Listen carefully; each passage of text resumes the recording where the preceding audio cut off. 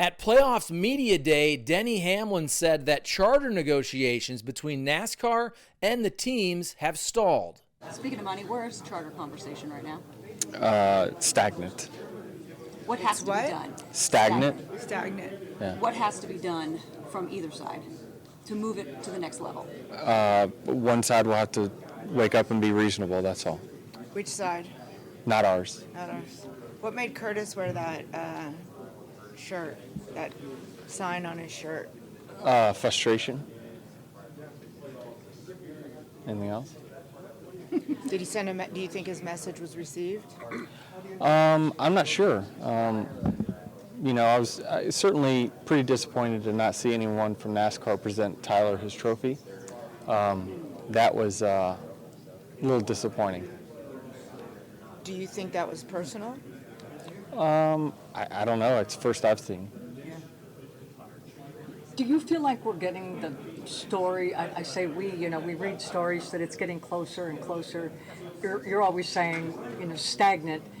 How are the fans? Who's telling you it's getting closer and closer? Well, NASCAR. Yes, thank you. Well, of yes. course, they want it to, but the truth is that they keep going the wrong direction. But then you're saying stagnant, and you're on the other side. We're getting both, But you're telling the truth, and it's. I believe I am from our standpoint, but it's, it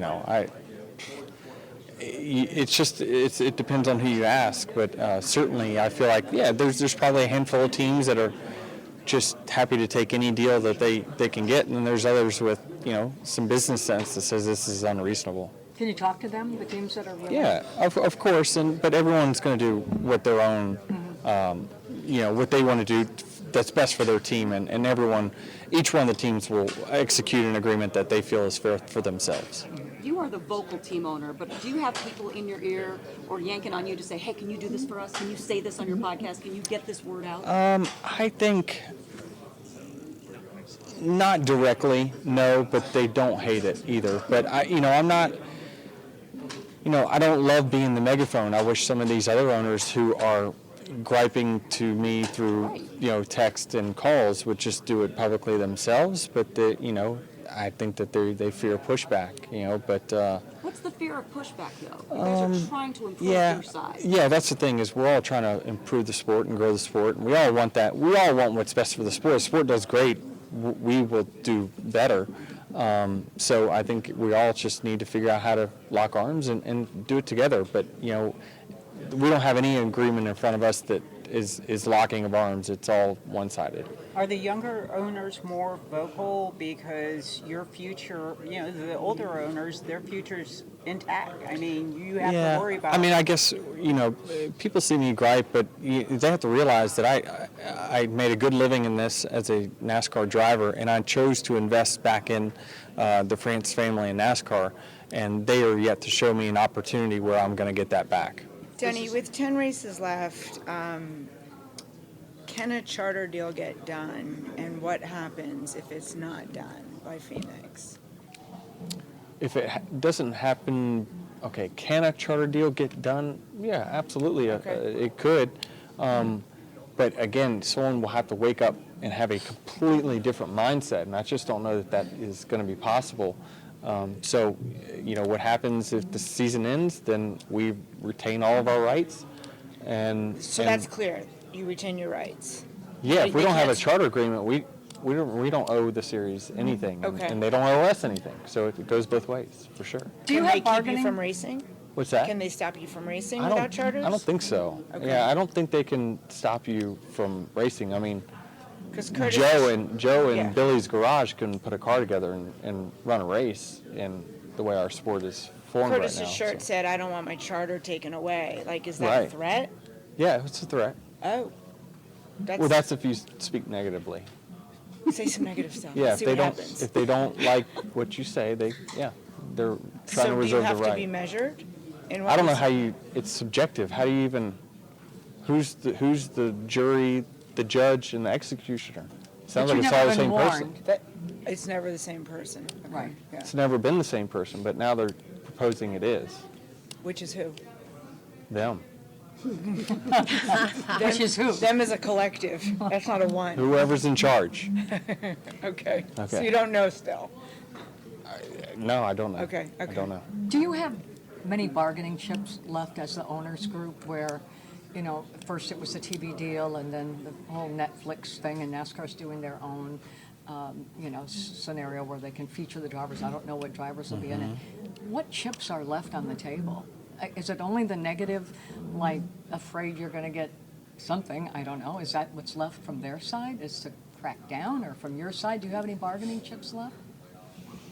If they can't stop you from racing. Yeah, I mean, I'm not really sure, where leverage lies. I would argue both sides feel like they have some, but I think it's more just of a frustration of the lack of acknowledgement that the teams have built the sport. The Hendrick and Gibbs putting superstars on the racetrack, that is what has built the sport.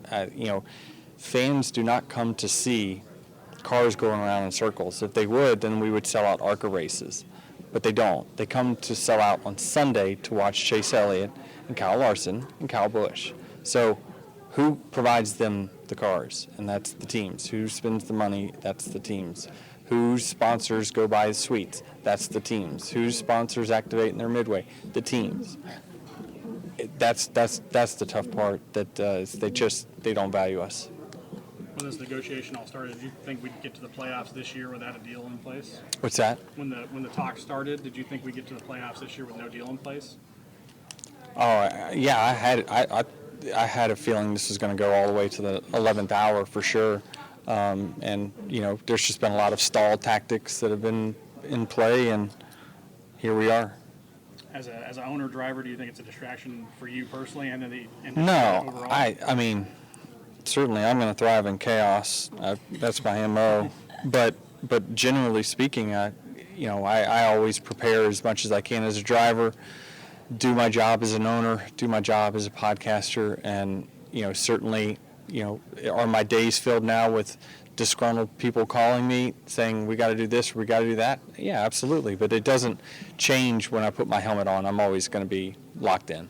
Your legacy in the sport, you've got a Daytona 500, you don't have a championship yet, but your legacy now is changing in how you are being so vocal here, and the fans are taking notice, that's for sure. Maybe the series doesn't need to, but do you feel like this is a big, important part for your legacy for the series moving forward? I'm just trying to make it better than what it was, Yeah. and still try to grow it. And it's unfortunate, I wish I had a bigger role in it. I tried to. But you do. Yeah, I do. Certainly there's been some changes that have happened around conversations that you have, and I think that NASCAR for a while has been very receptive to listening to advice and some things. But certainly when it comes to dollars and cents, that's where we're in two different ballparks. And I just, as a driver, I've put in 20 years doing this, and I feel like I've tried to do my best to grow social following, giving more content, things like that, trying to update the times, right? I tried to start a race team to build my legacy well beyond being a race car driver itself, being part of the sport, investing in Jim France, investing in NASCAR.